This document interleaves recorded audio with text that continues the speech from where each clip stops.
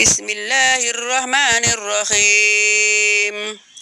Qul a'udzu birabbil falaq min syarri ma khalaq wa min syarri ghasikin idza waqab wa min syarri nafasati fil 'uqati wa min syarri hasidin idza hasad. Bismillahirrahmanirrahim. Qul a'udzu birabbin nasi malikin nasi ilahin nas min syarril waswasil khannas alladzi yuwaswisu fi sudurin nasi minal jinnati wan nas. Alhamdulillahirabbil alamin. Asyhadu alla ilaha illallah al-malikul haqqul mubin wa asyhadu anna sayyidana wa maulana Muhammadan abduhu wa rasuluh. Allahumma sholli wa sallim wa barik ala sayyidina wa maulana Muhammadin wa ala alihi wa sahbihi ajma'in, amma ba'du.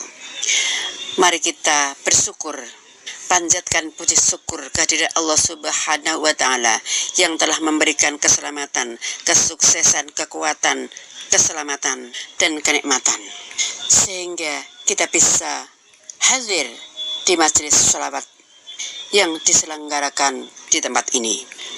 Sholawat dan salam semoga selalu tercurahkan kepada junjungan kita Nabi Agung Muhammad sallallahu alaihi wasallam yang selalu kita rindu-rindukan syafaatnya di dunia, terlebih lagi di akhirat nanti. Jamaah majelis sholawat yang dirahmati Allah Subhanahu wa ta'ala, mengingatkan kita, khususnya saya sendiri, akan pesan-pesan Al-Quranul Karim tentang yang ingin kekayaan yang dirahmati Allah Subhanahu wa ta'ala. Syarafan, engkau akan dimuliakan Allah, engkau akan diutamakan oleh Allah Subhanahu wa ta'ala. Syaraf, diangkat kemuliaannya, bahkan Allah turunkan langsung ayat sendiri. Quran surah yang ke-58 ayat 11. Yarfa'illahu alladhina amanu minkum walladhina utul ilma darajat.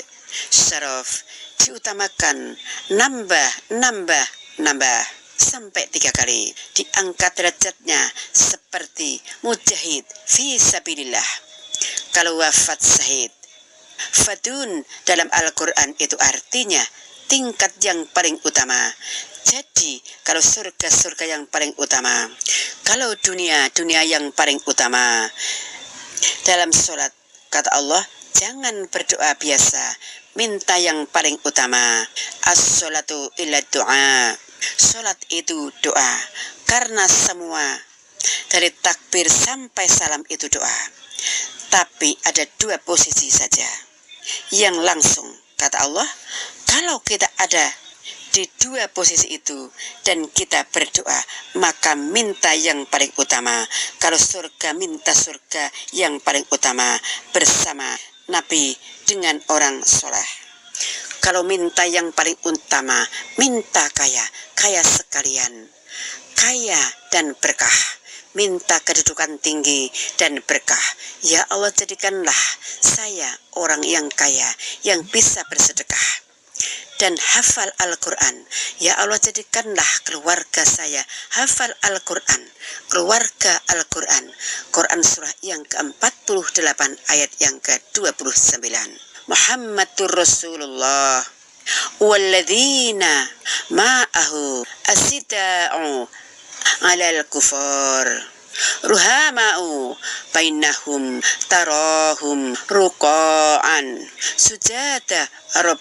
sujada yabaguna fadlam minallahi waridwan. Engkau akan lihat umat Nabi Muhammad sallallahu alaihi wasallam itu saling berkasih sayang sesamanya. Jadi utamanya mereka rajin sholat. Jadi umat Nabi Muhammad itu kalau ingin dibedakan ini umatnya atau bukan, lihat sholatnya. Dan saat ruku, saat sujud itu dia minta yang paling utama kepada Allah Subhanahu wa ta'ala. Terutama saat sujud, minta saya seperti Nabi Sulaiman alaihissalam. Nabi Sulaiman seorang pemimpin yang begitu arif, bijaksana, memiliki karisma dan kewibawaan tinggi, dan yang paling hebat, beliau mampu menaklukkan hewan atau binatang dan siapa saja yang dia inginkan. Nabi Sulaiman memiliki kekayaan yang tidak terhitung jumlahnya, melimpah ruah, termasuk mukjizat yang diberikan oleh Allah Subhanahu wa ta'ala kepadanya. Begitu, beliau adalah putra Nabi Daud alaihissalam yang memiliki kemampuan sama hingga ayahnya mewarisi ilmu penakluk binatang. Kemampuan inilah yang menghantarkan Sulaiman menjadi pemimpin yang kaya raya. Nabi Sulaiman mempunyai doa yang sangat mustajab dalam mendatangkan rezeki melimpah.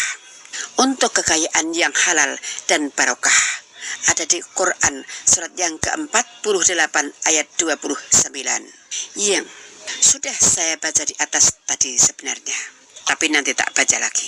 Ingat, jangan meminta dengan dukun, jangan meminta dengan kuburan, jangan meminta dengan tempat-tempat yang dianggap keramat.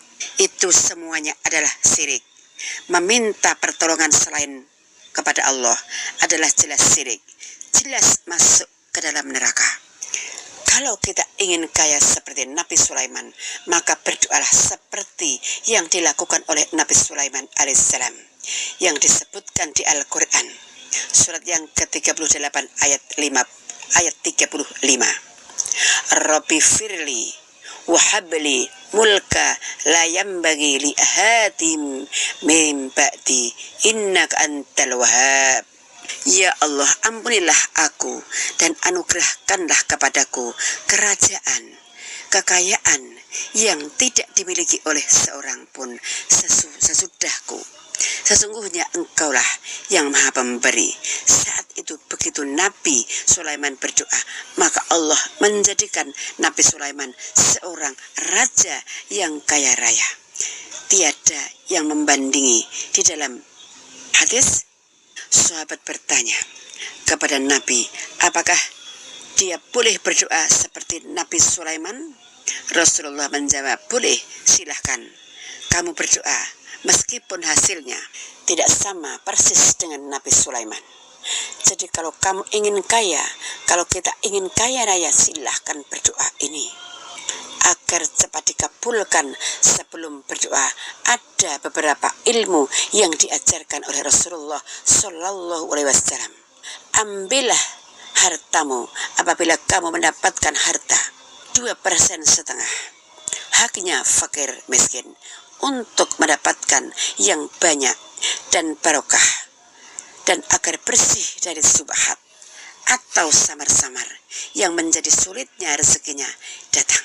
Potongan 2% setengah akan menjadikan harta kita bersih, suci, dan berdoa.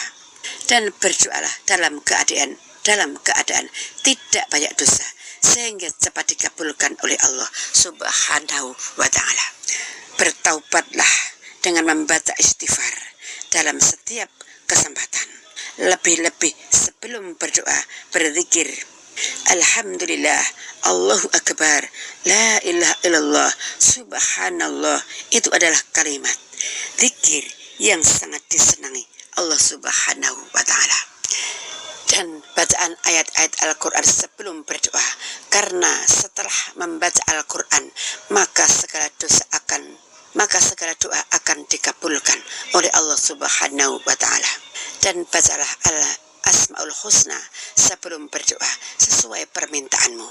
Kalau enggak bisa membaca Al-Quran, maka datanglah, mendekatlah kepada seseorang yang bisa membaca Al-Quran, yang dekat kepada Allah, yang sudah menjaga makannya dan sedikit tidurnya. Insya Allah akan dikabulkan oleh Allah Subhanahu wa ta'ala.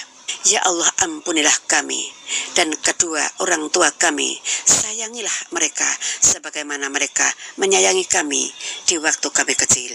Ya Allah, hamba mohon perbaikan keadaan dan segala urusan kami, dan janganlah engkau serahkan kepada kami meskipun hanya sekejap mata. Ya Allah, ya Rahman, ya Rahim, yang maha kaya, maha terpuji, maha pencipta dan maha kuasa, maha penyayang dan maha kasih sayang. Ya Allah, cukupi aku dengan harta dan rezeki halalmu, bukan dengan yang haram. Berilah anak-anak kami dengan taat kepadamu, bukan mendurhakaimu. Cukupilah rezekiku, keluargaku dengan karuniamu, bukan selainmu. Ya Rob, dan ajarkanlah kami apa-apa yang bermanfaat bagi kami. Ya Rob, dan tambahkanlah ilmu kepada kami. Ya Allah, mudahkanlah hafalan Quran kami, mudahkanlah hajat dan urusan kami. Tidak ada kemudahan kecuali Engkau yang membuat mudah. Ya Allah, kuatkanlah hafalan Quran kami, terangilah hati kami, tetapkanlah iman kami, berikanlah amalan dan benarkanlah kami, luaskanlah rezeki kami, dekatkanlah pada kebaikan dan jauhkanlah kami dari kejahatan. Kabulkanlah segala hajat kami, sesungguhnya Engkau maha kuasa atas sesuatu. Sekian, mohon maaf lahir batin kalau ada salahnya dari saya pribadi, kalau ada benarnya dari Allah dan Rasulnya. Bismillahirrahmanirrahim. Laqad ja'akum rasulun min anfusikum azizun 'alaihi ma 'anittum harisun 'alaikum bil mu'minina raufur rahim. Fa in tawallaw faqul hasbiyallahu la ilaha illahu 'alaihi tawakkaltu wa huwa rabbul 'arsyil 'azim. Surat At-Taubah ayat 128, ada rahasianya kalimatnya harisun 7 kali, dan ayat 129 rahasianya ada di kalimat tawakaltu, aku menyerahkan diri. Barang siapa yang membaca surat At-Taubah 2 ayat terakhir ini, maka insya Allah kita akan mendapatkan perlindungan segala macam bala, musibah, kecelakaan, dan insya Allah tidak bisa ditembus oleh senjata tajam. Barang siapa yang kekurangan apapun, belum punya jodoh dan pergi sendirian, maka lebih baik bacalah 2 ayat surat At-Taubah ini. Insya Allah kita akan tetap mendapat perlindungan dari Allah Subhanahu wa Ta'ala dan keselamatan dari apapun binatang jahat dan orang yang jahat. Ini kalau ada salahnya dari saya pribadi, kalau ada benarnya dari Allah dan Rasulnya. Pengaturan waktu 24 jam. Allah memberi waktu untuk manusia. Kita harus pandai mengatur. 8 jam untuk kerja, mencari nafkah, guna untuk mencukupi kebutuhan kita sehari-hari. 8 jam lagi untuk istirahat, makan, minum, senang-senang, dan seterusnya. Dan yang terakhir 8 jam lagi. Inilah yang khusus untuk Allah Subhanahu wa Ta'ala.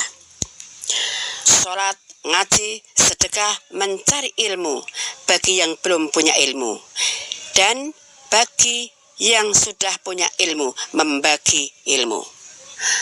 Pergunakanlah waktumu sebaik-baiknya, karena waktu tidak bisa terulang kembali.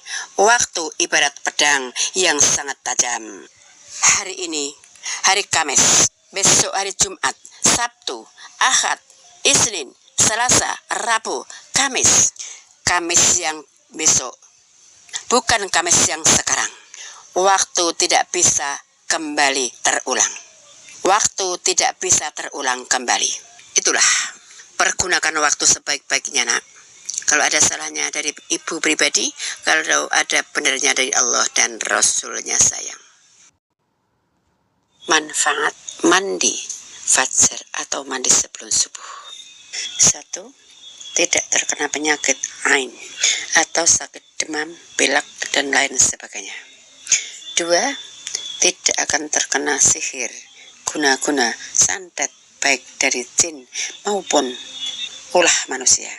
3. Badan akan sehat selalu. 4. Wajahnya bercahaya. 5.